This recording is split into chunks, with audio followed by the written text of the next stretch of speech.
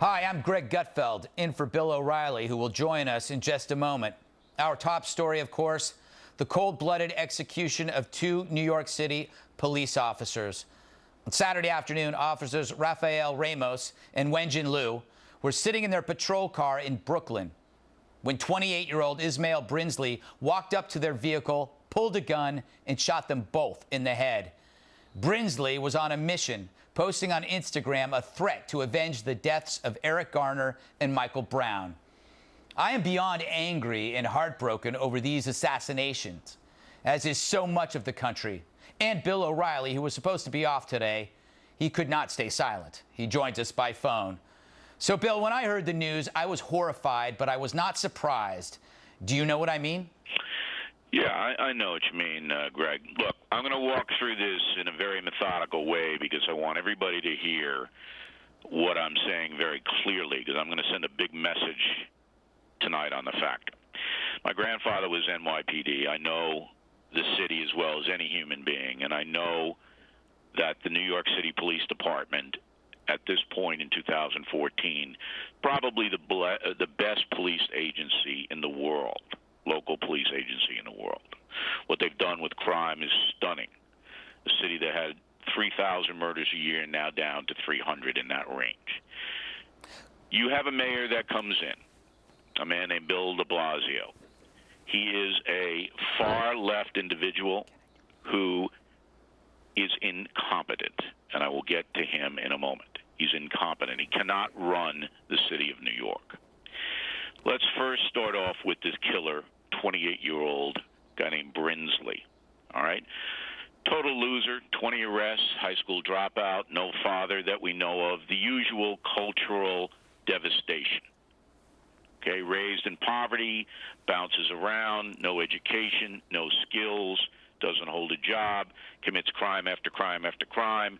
The system won't deal with him because people like de Blasio don't hold him accountable for anything.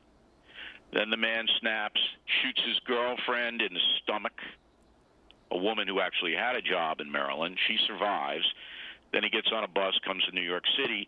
Then he starts to say, I'm going to kill cops. So he knew he was through, and he decided to go out in the most destructive way possible, using the deaths of Michael Brown and Eric Garner as an excuse, not as a mission. Everybody should know this is a terrible individual, and I hope he's enjoying hell right now. And there are millions of Brinsleys running around, millions, because our society in America does not hold them accountable. Okay? Now, Brinsley is the only one responsible for the deaths of the two police officers. No one else has blood on their hands. I want everybody to be clear about that. Aiding and abetting Brinsley and other maniacs, those protesters who yelled, "We want dead cops." Everybody heard it? Those people should be shunned. If you know them, never speak to them again. They aided this. Those protesters who yelled, "We want dead cops." Now let's go to the true villain in the case, but it does not have anything to do with the direct murder of the officers. I want to be quite clear on that. And by the way, does the fact that Brinsley is black have anything to do with the African-American community? No.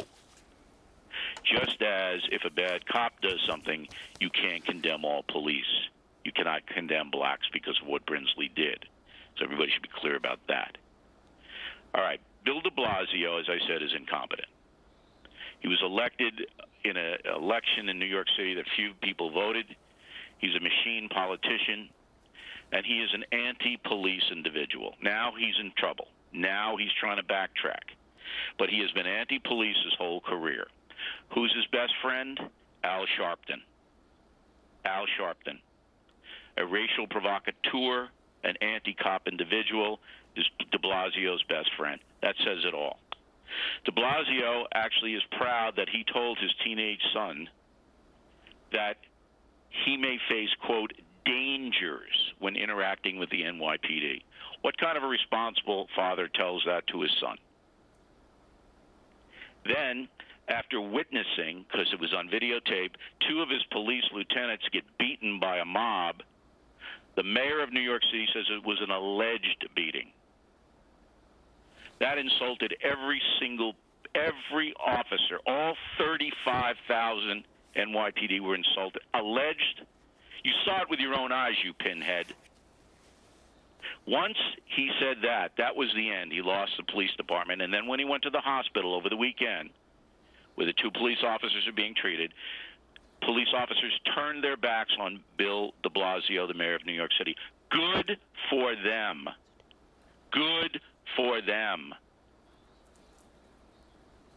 This is an individual who should resign today. Today. He cannot run the city. He's lost the control of the police department and the respect. They will never come back no matter what he says, because he sided with the protesters. That's what he did. And he associated with provocateurs, and he has disgraced the office of mayor of New York City.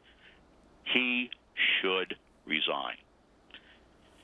Let's see if I left anything out. I want everybody to read what Jaden Ramos, the 13-year-old son of one of the slain officers, has posted on the internet. Everyone should read that.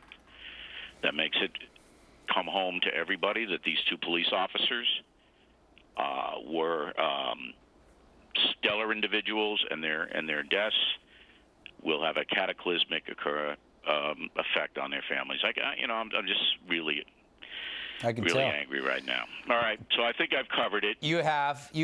I would only add to that, because we've got to go, is where are the people? Where are the New Yorkers? Why aren't they in the streets? That's the only thing I'm asking. You're out on the streets for a lot of things. You should be out on the streets in support of the police. Bill, thanks so much for calling in. Next on the rundown, Juan and Mary.